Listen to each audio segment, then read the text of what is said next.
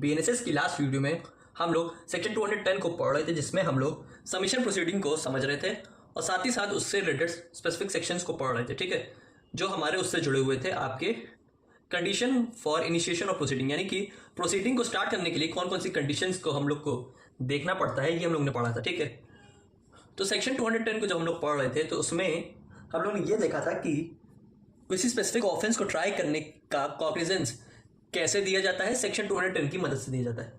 Cognizance का मतलब हम लोग ने समझा था कि यहाँ पे जुडिशियल मजिस्ट्रेट कैसे अपना जुडिशियल माइंड अपना अप्लाई करेगा किसी स्पेसिफिक मैटर को ट्राई करते समय, कि अगर किसी स्पेसिफिक मैटर में कोई जुडिशियल मजिस्ट्रेट के पास उस केस को ट्राई करने की कॉम्पिटेंसी ज़्यादा है, कहने का मतलब है कि उसमें पनिशमेंट उसके पास ज़्यादा है, ठीक है, और कॉम्पिटेंसी उसके पास कम है। ठीक है, पनिशमेंट को स्पेसिफिक ऑफेंस में ज़्यादा देनी है लेकिन उसके पास इतनी कॉम्पिटेंसी नहीं, तो वो क्या करता था कि वो अपने सीनियर मोस्ट यानी कि चीफ जुडिशियल मजिस्ट्रेट को केस को सबमिट कर देता था, जिसको हम लोग सबमिशन प्रोसीडिंग बोलते थे।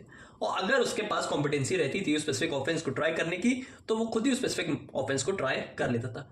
तो ये तो होता है एप्रोप्रिएट प्रोसीडिंग। ठीक है, ये तो होती है एप्रोप्रिएट या फिर कह लीजिए रेगुलर प्रोसीडिंग, जो रेगुलर मैनर में स्पेसिफिक ट्रायल के अंदर स्पेसिफिक ट्रायल के अंडर कंडक्ट करवाई जाती है। यानी कि एक नॉर्मल एप्रोप्रिएट मैनर में प्रोसीडिंग हुई, यहाँ पे जैसे प्रॉपर एक फॉर्मेट होता है ट्रायल का, उसी मेथड में हुआ कि कॉम्पिटेंसी ज़्यादा होगी तो हम स्पेसिफिक केस को आगे ट्रांसफर कर देंगे अपने नेक्स्ट स्पेसिफिक सुपीरियर कोर्ट को। अगर कॉम्पिटेंसी उस ऑफेंस के इक्वल होगी तो हम उसको खुद ही ट्राई करेंगे पहले। ठीक है, तो इस मेथड से हम लोग ने सबमिशन प्रोसीडिंग के कंसेप्ट को लास्ट वीडियो में कवर किया था। ठीक है, जिसमें हम लोग ने सबमिशन के टॉपिक को पढ़ा था। तो ये हम लोग को हो गया एप्रोप्रिएट प्रोसीडिंग और रेगुलर प्रोसीडिंग है। लेकिन अगर रेगुलर प्रोसीडिंग होती है तो जाहिर सी बात है कि रेगुलर प्रोसीडिंग भी होती होगी कहीं ना कहीं। कहने का मतलब है कि मजिस्ट्रेट, चलिए मान लीजिए कॉम्पिटेंसी उसके पास उस स्पेसिफिक केस को ट्राई करने की नहीं है तो वो तो ट्रांसफर करती है, लेकिन ऐसी भी तो कंडीशन क्रिएट हो सकती है कि कॉम्पिटेंसी उसके पास स्पेसिफिक केस को ट्राई करने की नहीं है, फिर भी वो जानबूझ के बैड इंटेंशन इल विल में रिवेंज निकालने के लिए इनएप्रोप्रिएट मैनर में उस जुडिशियल प्रोसीडिंग को स्टार्ट कर रहा है, तो क्या वो प्रोसीडिंग इर्रेगुलर कहलाएगी कि नहीं कहलाएगी?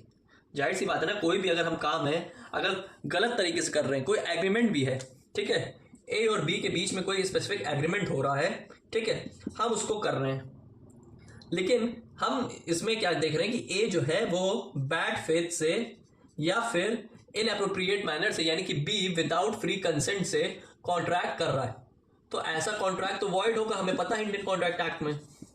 ठीक है, ऐसा कॉन्ट्रैक्ट तो वैलिड नहीं है, गलत है सरासर। तो इसी तरीके से प्रोसीडिंग भी गलत होती है, तो उन गलत प्रोसीडिंग को हम लोग इर्रेगुलर प्रोसीडिंग कहते हैं, जो हम लोग पढ़ेंगे सेक्शन 506 और 507 में। तो आज की वीडियो में हम लोग सेक्शन 506 और 507 को पढ़ने वाले हैं और समझने वाले हैं क्या बताता है सेक्शन 506 और 507। देखिए, सेक्शन 506 पहले हम लोग देखते हैं। सेक्शन 506 का क्लॉज ई पूरा हम नहीं पढ़ेंगे क्योंकि हमको वही पढ़ना है जिससे वो कनेक्टेड चीज है, तभी मैंने लिखा है रेड विथ। रेड विथ का मतलब होता है कि यहाँ पे उसके साथ हमें इसको लेके पढ़ना है। दैट मीन्स कि ये स्पेसिफिक प्रोविजन उस स्पेसिफिक प्रोविजन से कनेक्टेड है।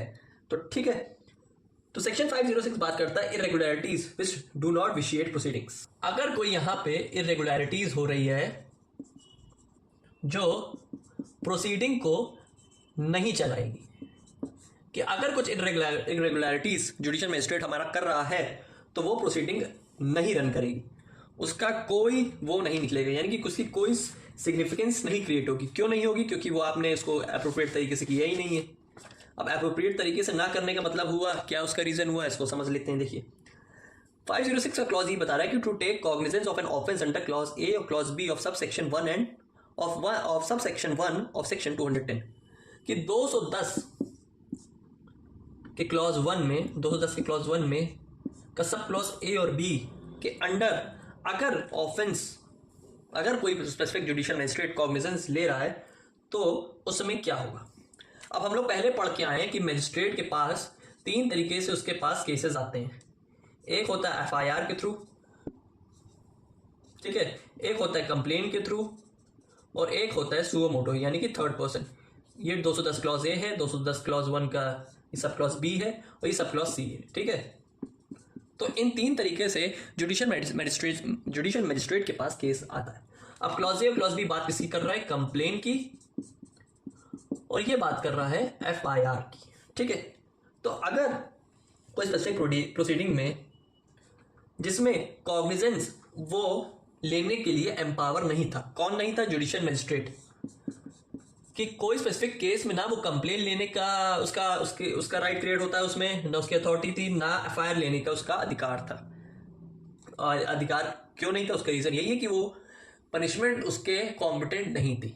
ये उतने स्पेसिफिक कॉम्पिटेंट उसको पावर दी गई थी पनिशमेंट के लिए, लेकिन वो उतने पावर के लिए वो अप्रोप्रिएट नहीं था, कॉम्पिटेंसी उसके पास नहीं थी, उसके किसी और को ट्रांसफर करनी थी। कहने का मतलब उसको कोई बड़े कोर्ट में, अपने से बड़े कोर्ट में उस स्पेसिफिक केस को ट्रांसफर करना था।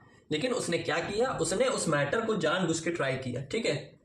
अब यहां पे है इरेगुलरिटी की जनरल मीनिंग क्या हुई कि means when magistrate does not work according to the provision of BNSS, when magistrate doesn't work according to provision of BNSS, कि BNSS की प्रोसीडिंग के अकॉर्डेंस में उसको वहां पे स्पेसिफिक प्रोसीडिंग में काम करना था, लेकिन उसने वहां पे उस स्पेसिफिक मजिस्ट्रेट ने काम नहीं किया, तो दैट मीन्स वहां पे वो इरेगुलर वे में उसने काम किया, ठीक है। तो क्या इससे प्रोसीडिंग में कोई फर्क पड़ेगा? नहीं पड़ेगा। देखिए, तब नहीं पड़ेगा जब वो अगर गुड फेथ में कर रहा हो, ठीक है। अब गुड फेथ का मतलब है कि यहां पे उसकी मंशा साफ है, साफ मंशा से कर रहा है, उसको नहीं पता था, यानी कि कह लीजिए बाय मिस्टेक, ठीक है, गलती से उसने जुडिशियल मजिस्ट्रेट ने उस स्पेसिफिक मैटर को ट्राई किया। अरे हम इंसान हैं, जब वकील से गलती हो सकती तो जज से भी हो सकती, जाहिर सी बात है, ठीक है, इसमें कोई दो राय नहीं है। नॉर्मल सी बात है कि जुडिशियल मजिस्ट्रेट ने गलती से उस कार्य को कर डाला, गलती से उस कार्य को कर डाला, डेट मीन्स कि उसने वहां पे स्पेसिफिक प्रोसीडिंग में गलती से उसका कॉग्निजेंस ले लिया। किसने? जुडिशियल मजिस्ट्रेट ने। बाय मिस्टेक, गुड फेथ में उसने कॉग्निजेंस ले लिया। क्या ले लिया? कंप्लेन और FIR को का कॉग्निजेंस ले लिया, यानी कि उस मैटर को ट्राई कर लिया। तो उस स्पेसिफिक सिचुएशन में प्रोसीडिंग में कोई फर्क नहीं पड़ेगा, वो प्रोसीडिंग इरेगुलर नहीं कहलाई जाएगी, वो रेगुलर ही कहलाएगी। लेकिन कंडीशन ये है कि गुड फेथ यानी कि बाय मिस्टेक में होना जरूरी है। अगर जुडिशियल मजिस्ट्रेट ऐसा करता है तो वो प्रोसीडिंग पे इफेक्ट नहीं करेगा, वो रेगुलर प्रोसीडिंग ही कहलाई जाएगी।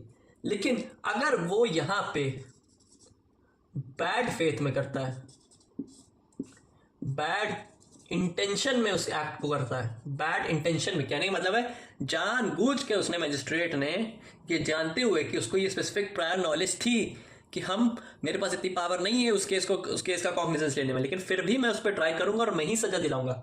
जैसे मान लीजिए मैंने कल लास्ट वीडियो में बताया था कि जुडिशियल मजिस्ट्रेट सेकंड क्लास है, उसके पास राइट नहीं कि वो बेल बॉन्ड भरवा के किसी स्पेसिफिक एक्यूज को रिलीज कर दे।